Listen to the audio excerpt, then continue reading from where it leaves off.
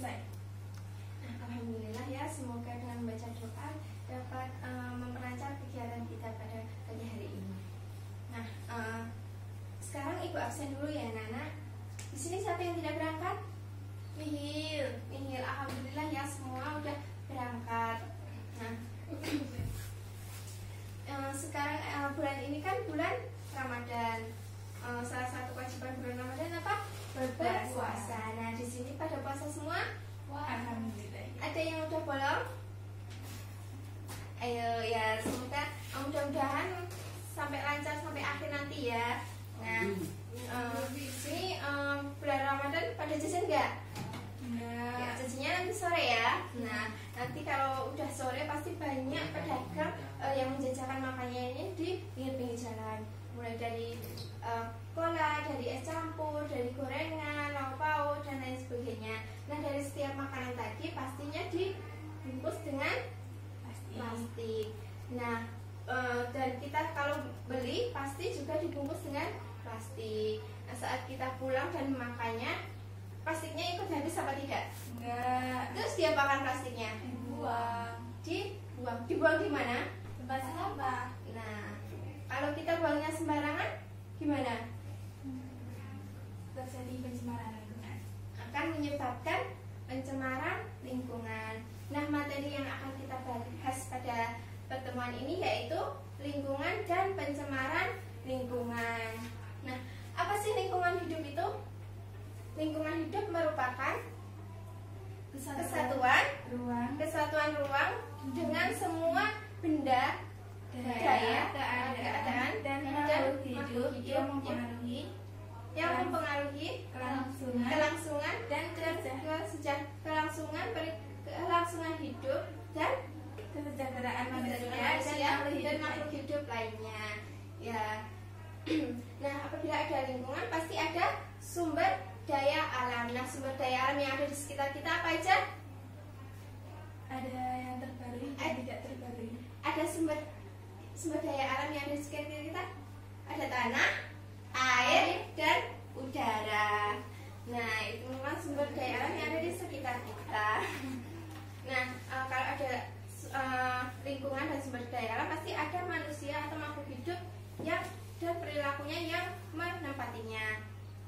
Nah, berbagai macam aktivitas manusia tadi pasti akan menghasilkan sisa. Nah, sisa dari kegiatan atau usaha manusia tadi disebut dengan limbah. Nah, jadi limbah merupakan sisa hasil usaha manusia dan kegiatan manusia. Nah, kalau ada limbah pasti ada polutan. Nah, polutan itu apa?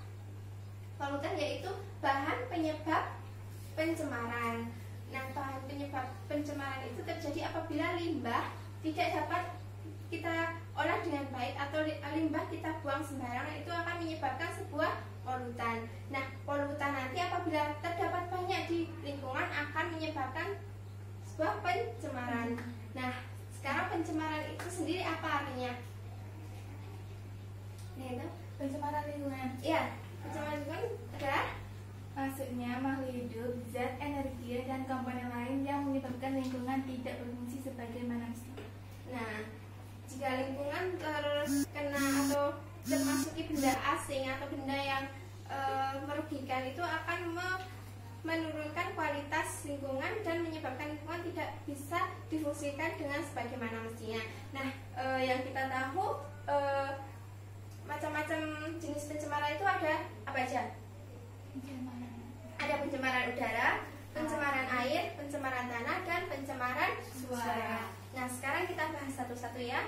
Sekarang pencemaran udara. Nah, di atmosfer itu kan terdiri dari beberapa gas. Ada gas oksigen, gas karbon dioksida, gas argon, dan gas apa? Nitrogen.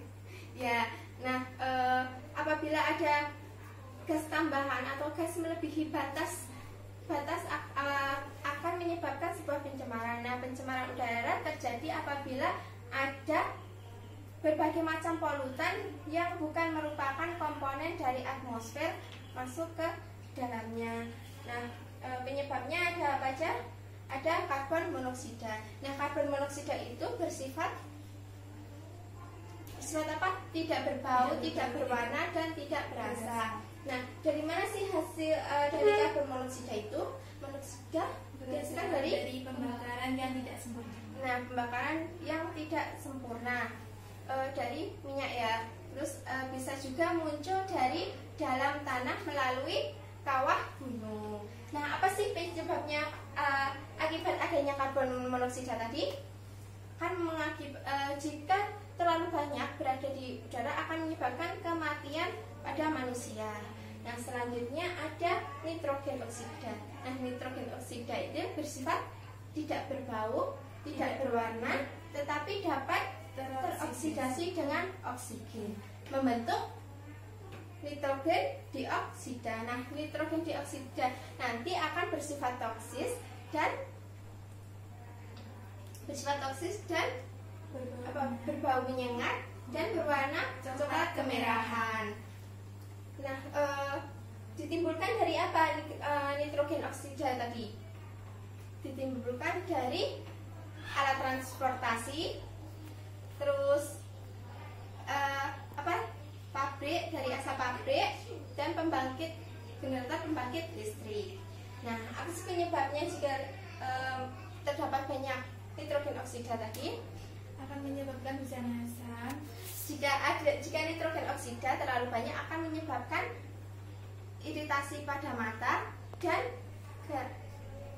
gatal pada kulit. Nitrogen oksida tadi akan menyebabkan iritasi pada mata dan gangguan pada saraf. Sedangkan nitrogen oksida apabila terdapat berlebih maka akan menyebabkan hujan asam. Nah, hujan asam tadi akan menyebabkan berbagai macam gangguan pada manusia, makhluk hidup di bumi seperti manusia, hewan, dan tumbuhan.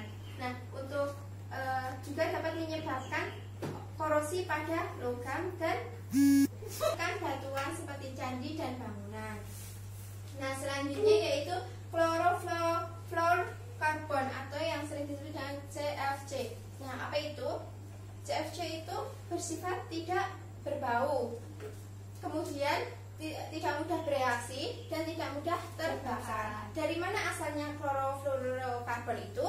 Dapat berasal dari lemari es atau kulkas dan AC. Nah, penggunaan AC dan lemari es tersebut menghasilkan gas chlorofluorokarbon. Nah, apabila chlorofluorokarbon ini naik ke atas akan merusak lapisan ozon. Nah, lapisan ozon tadi akan menipis. Nah, menipisnya lapisan ozon akan menyebabkan meningkatnya intensitas sinar ultraviolet. Nah, sinar ultraviolet yang intensitasnya lebih ke bumi akan menyebabkan bahaya pada manusia, iya, kanker pada kulit, kemudian gangguan pada mata, dan juga akan mematikan beberapa spesies tanaman. Nah, sampai sini paham untuk pencemaran udara? Paham. Nah, selanjutnya yaitu pencemaran air. Nah, pencemaran air merupakan masuknya benda dan zat ke dalam air yang menurunkan kualitas air sehingga air tidak dapat difungsikan sebagaimana mestinya. Nah, apa sih penyebab pencemaran air? Ada limbah domestik, limbah industri, limbah pertanian, dan limbah pertambangan. Nah, kita bahas satu-satu ya. Limbah domestik. Limbah domestik itu berasal dari mana? Berasal dari perumahan atau pemukiman, juga berasal dari pusat perbelanjaan, bisa berasal dari rumah sakit. Nah, contohnya apa saja sih dari limbah domestik itu? Bisa dari deterjen, hasil cucian, kemudian tinja manusia, kemudian barang seperti plastik dan lain sebagainya, seperti botol plastik dan lain sebagainya. Nah, limbah domestik tersebut apabila kita buang ke sungai maka akan menyebabkan pencemaran sungai. Nah, pencemaran sungai nanti apabila ada yang memfungsikan sungai sebagai kehidupan maka akan menyebabkan diare. Apabila dikonsumsi oleh manusia akan menyebabkan diare, gatal-gatal di kulit, kemudian terjadi tipes dan penyakit disentri dan lain sebagainya. Nah, jadi kita harus membuang sampah pada tempatnya. Sungai digunakan sebagai sumber mata air. Nah, jadi kita harus hati-hati untuk membuang sampah. Nah, kemudian limbah industri. Limbah industri berasal dari mana? Seperti namanya industri, berarti berasal dari pabrik. Ya. Nah, seperti apa sih bentuk dari limbah industri? Bisa berbentuk cair yang mengandung logam berat dan racun. Nah, apabila limbah pabrik ini tadi kita buang ke sungai, maka sungai akan tercemar dan sungai akan menyebabkan beberapa organisme di perairan yang mati. Juga akan mempengaruhi keberlangsungan hidup beberapa organisme. Jadi organisme yang berada di perairan akan kehilangan habitatnya. Juga jika ada ikan yang tercemar oleh limbah industri terus kita makan, akan menyebabkan penyakit yang namanya Minamata. Limbah pertanian, seperti yang namanya pertanian, jadi limbahnya disebabkan oleh aktivitas bertani atau pertanian. Seperti apa limbah pertanian? Contohnya yaitu pestisida dan pupuk organik. Nah, penggunaan pupuk organik dan pestisida yang secara berlebihan akan menyebabkan pencemaran air. Nah, apabila pupuk organik tadi berlebihan terus kemudian larut dengan air atau dicuci dengan air hujan seperti sungai dan danau. Nah, itu akan meningkatkan unsur hara. Nah, meningkatnya unsur hara tadi disebut dengan eutrofikasi. Nah, apabila unsur haranya meningkat, pasti juga unsur hara nanti akan menyebabkan yang namanya blooming. Apa itu blooming? Blooming merupakan meningkatnya pertumbuhan enceng gondok dan ganggang atau enceng gondok secara cepat yang menutupi permukaan air. Nah, jika permukaan air tadi tertutup oleh enceng gondok, maka sinar dari matahari tidak dapat masuk ke dalam perairan, sehingga organisme yang ada di perairan akan kekurangan oksigen, karena oksigen di perairan akan menurun. Nah, selanjutnya yaitu ada limbah pertambangan. Limbah seperti namanya yaitu limbah pertambangan disebabkan oleh pertambangan. Nah, apa sih contoh dari pertambangan? Yaitu adanya zat merkuri yang digunakan untuk memisahkan emas dengan bijinya. Jadi apabila tank dari pertambangan tadi bocor atau tumpah ke dalam perairan laut, maka akan menyebabkan organisme yang ada di laut mati. Ya, nah sampai sini ada yang dipertanyakan dari pencemaran air? Tidak ya? Nah, sekarang kita lanjut ke pencemaran tanah. Nah, pencemaran tanah ada yang secara langsung dan tidak langsung. Nah, secara langsung itu yang bagaimana? Secara langsung itu dapat dicontohkan yaitu pencemaran dengan deterjen. Apabila kita mencuci baju dan deterjen kita buang ke tanah, maka akan menyebabkan pencemaran tanah. Dan itu disebut dengan pencemaran langsung. Nah, tadi kan yang kita buang ke tanah akan menyebabkan pencemaran tanah dan mematikan tanaman yang ada di tanah, sehingga tanah tidak dapat berfungsi sebagaimana mestinya. Nah, secara tidak langsung pencemaran tidak langsung yaitu terjadi apabila limbah seperti ini tadi, limbah pabrik yang ada dibuang di sungai. Di sungai kan tadi kan airnya di tanah dari pinggir sungai kan pasti menyerap dari air dari limbah tadi, sehingga tanah yang berada di pinggir sungai akan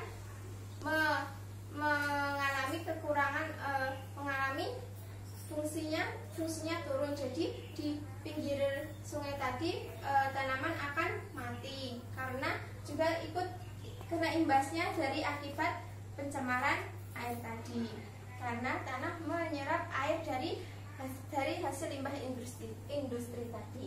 Nah, Selanjutnya yaitu ada pencemaran suara.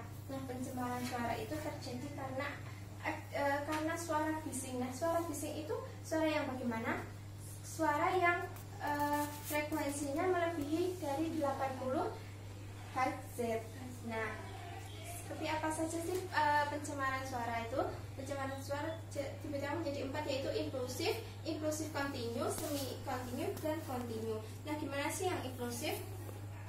Yang implosif itu terjadi secara mendadak, keras, dan mengagetkan, seperti petir atau letusan dan ledakan.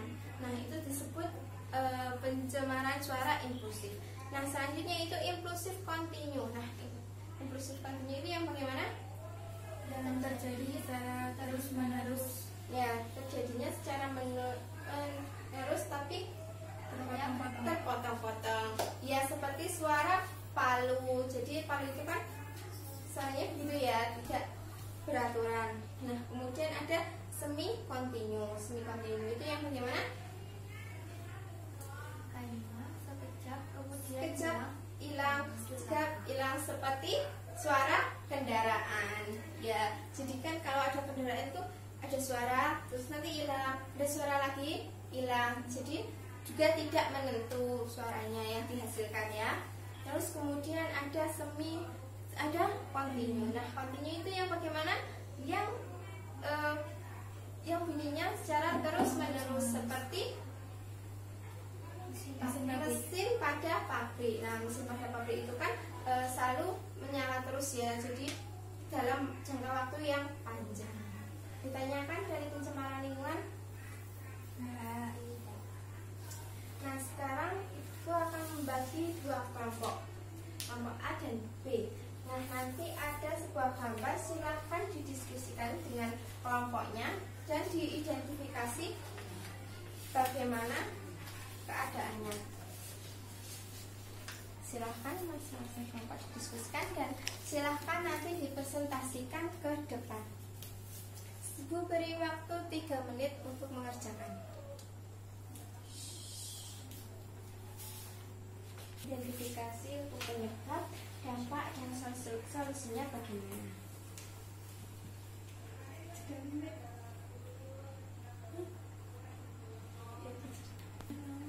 Ya, gimana Nana? Udah selesai diskusinya? benar lagi Bu. Ya. Silakan yang udah selesai duluan bisa presentasi di depan.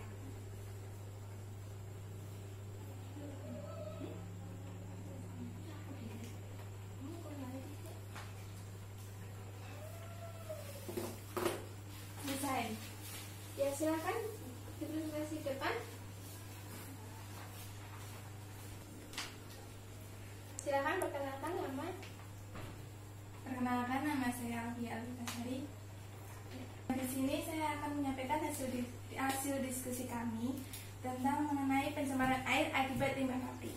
Nah, identifikasi dari gambar tersebut merupakan peristiwa pencemaran air di mana air tercemar oleh zat-zat berbahaya yang mengandung racun, sehingga air tampak keruh, berbau, kualitas air menurun, dan air tidak dapat digunakan sebagaimana mestinya.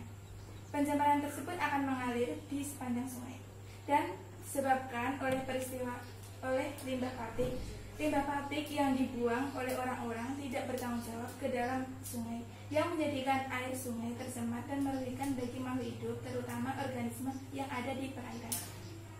Terus dampak dari pencemaran air akibat limbah pabrik, ya ini ada 5. Yang pertama, bagi organisme perairan akan kehilangan tempat tinggal karena air sungai sudah tidak layak dihuni. Yang kedua, beberapa organisme air akan mati, misalnya ikan, katak, dan lain sebagainya.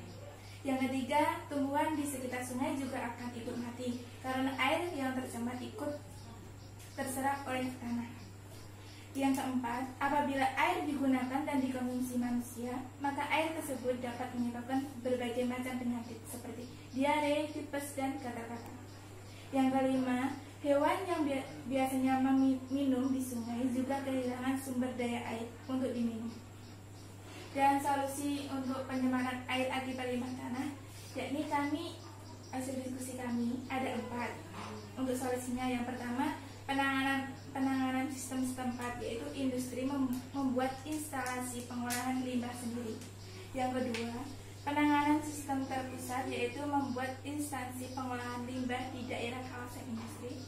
Yang ketiga, limbah yang dihasilkan diupayakan sedikit mungkin dan dapat dimanfaatkan kembali. Yang keempat, yaitu menegakkan kembali peraturan dan perundang-undangan tentang lingkungan sehingga Terima kasih Mbak Alvia. ya, sekian dan terima kasih. Sekarang selanjutnya